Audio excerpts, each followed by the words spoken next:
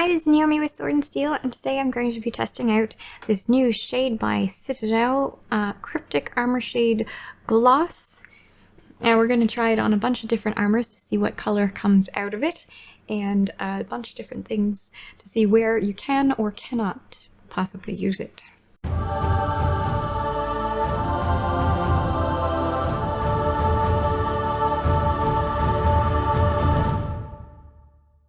Okay, so we have our shade here. I've dropped a mixing ball in it, so it's all nice and shaken. We've got our different colored crates here with various Games Workshop paints. Let's see, we've got Gehenna's Gold, Lead Belcher, Retributor Armor, Stormhost Silver, Balthazar Gold. Yep, Balthazar Gold and Liberator Gold here. We've got a fellow who was primed black followed by red. See what that looks like on his armor. We've got, not that it was meant to do it, this one is definitely a gloss shade, and gloss shades are generally great for metallics, but not necessarily for trees. But I'm gonna do it anyway. So this lovely dryad who's been painted and then dry brushed is also now going to be gloss washed. It's probably going to look like a wet log, but you know, we're going to do it anyway. And then this fellow is just going to be painted, his axe is going to be painted so we can see what it looks like in small detail. And lastly, this fellow was painted over with the Cryptek Alloy layer paint, the new one. So we're going to see what he looks like under the wash as well. Alright, now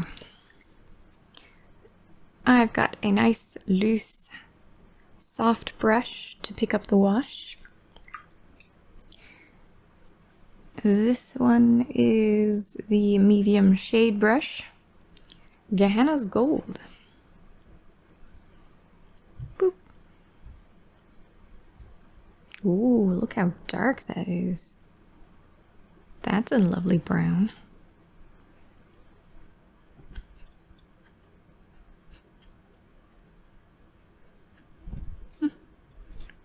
There we go. This is Lead Belcher. Well, if you wanted to make a very brown metallic, this one was Retributor Armor.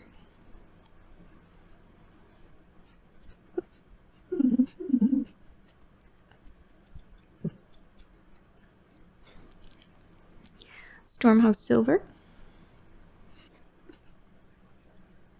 My hands are going to be stained now. This is interesting. This is turning out interesting. The Stormhost Silver is really trying to peek through. Balthazar Gold.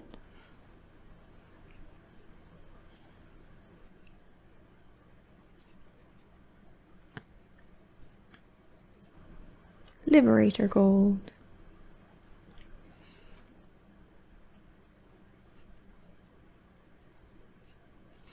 As you can see, a wash always does great to bring multiple different colors together to a similar color. Alright, let's douse him. Before and after. Can we turn this red into something that looks like metal just from adding gloss and shade? We're gonna find out. Or is this just too dark and you're not gonna be able to see anything? We don't know. Alright, I think that's a reasonable amount of wash on there now. Little Miss Tree is not meant to have a wash that's glossy on it, but we're doing it anyway. I imagine, my guess is that she is going to look like she just came from out of the rain. Or maybe it'll look like she's got a fabulous amount of bark on her and it works really well. I don't know. His axe unwashed with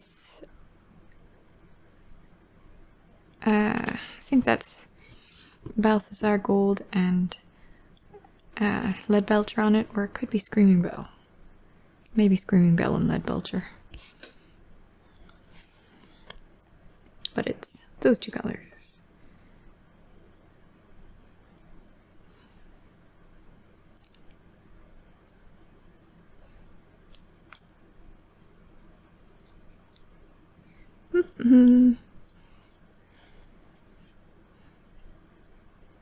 Alright. Nice. Grungy axe. Alright, might as well put it on the sword as well. Or knife. Dagger. Dirk. Let him dry, and lastly, we'll put it on you. You pretty thing. The Cryptek alloy. Should we put on all of the Cryptek alloy or some of the Cryptek alloy?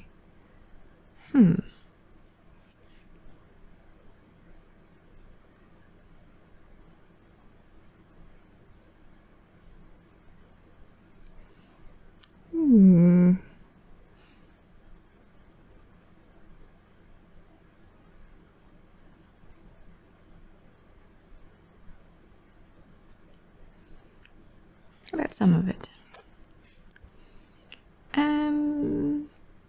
Here.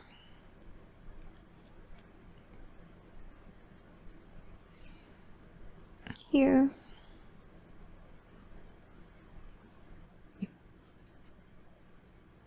Here. This one.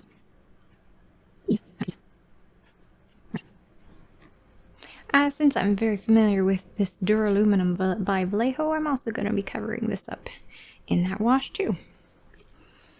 And lastly, one thing I'm going to do, this one's just covered in Duraluminum. While I was watching the other things dry, gave me an idea that this might work as a nice aging factor.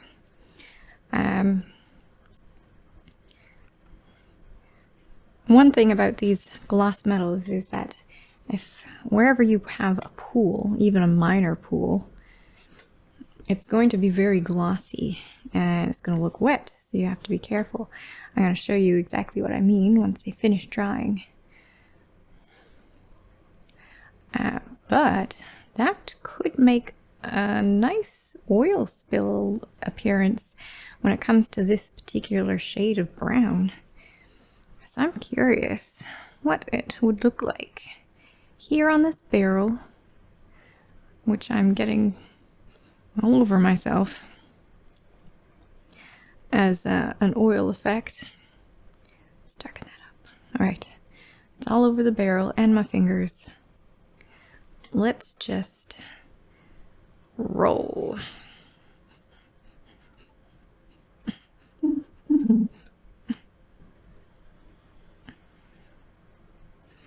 It might be an easy aged effect. This is like the opposite of dry brushing, I guess. There we go. Ta-da!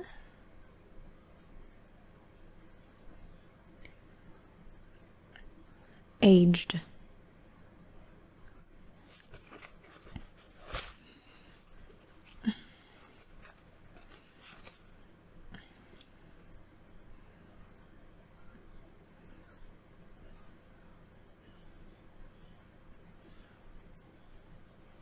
Alright, now we'll let it all dry. Alright, now that they're dry, let's have a look. This one is Gehenna's Gold. I do like the look of that. It looks really nice. Lead belcher. It makes for an interesting look. I think it would work well as an oil spill of some kind. I do think so. This one for silvers, against silvers, oil spills, particularly since it's going to stay glossy. This one is Retributor Armor. After that, it has a very nice tint to it. Kind of turns Retributor Armor into Gehenna's Gold-ish. And then we've got Stormhost Silver. Doesn't quite suit this. On the other hand, dry brush a bit of orange on here and you might have a nice rust effect. We've got Balthazar Gold. As you can see, in any crevices it makes like a wet effect, which isn't really good, but for armor plates there won't be these little crevices in general, so you won't have that wet effect, but it's something that you have to consider when using gloss washes. Any crevices will look wet. Dry brushing will get rid of that. Quite possibly. This is Liberator Gold.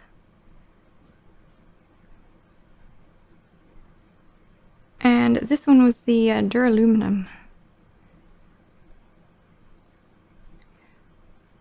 And now, this one didn't need any drying. I just dried it off. I think perhaps another wash over and it will complete this aged barrel look. So that's a neat possibility.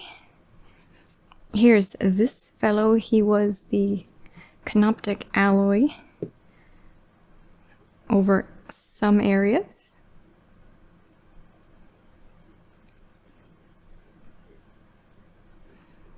Again, in the corners, you've got this glossy, which I don't particularly like, but if you're very careful, you're definitely gonna have to be careful with this wash, otherwise it'll create very odd effects. So I kind of like this from light to dark effect.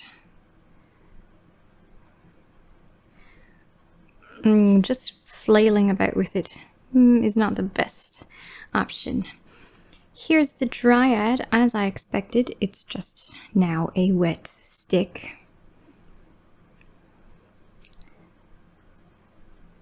However, if you're going for what looks to be a polished wood, it might just work fine. The downside to the gloss is that all of the crevices are all very glossy. So I would say that this didn't quite work out. Just too much gloss. I'm not surprised that that's how it turned out. But you know, for lizard skin, that might be pretty appealing.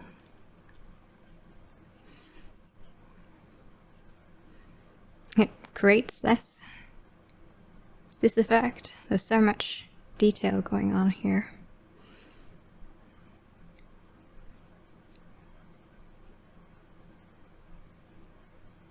For the mouth of a beast, perhaps? And yeah, just on his axe.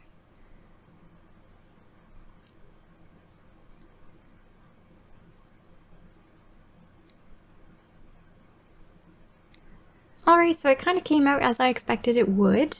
You can use it to age metal.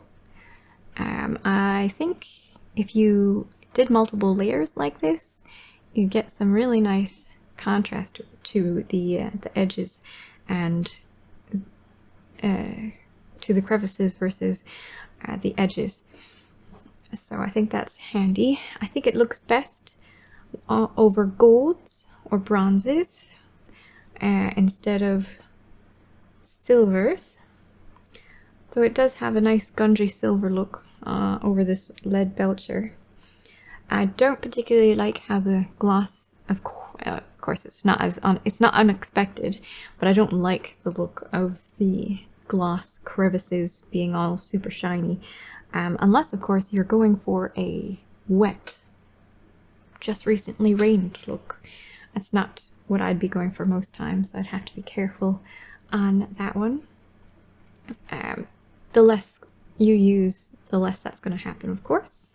I think it does look great for aging metal though, particularly these bronze metals or the golden metals. Any brown metal, it does nicely. What do you think? Did you enjoy it? Do you think it fits well in between the non-oil and the Agrex Earthshade as your new gloss go-to for red-brown colors? I hope you enjoyed it. If you did, like and subscribe, and I'll catch you in the next video. Thanks, bye!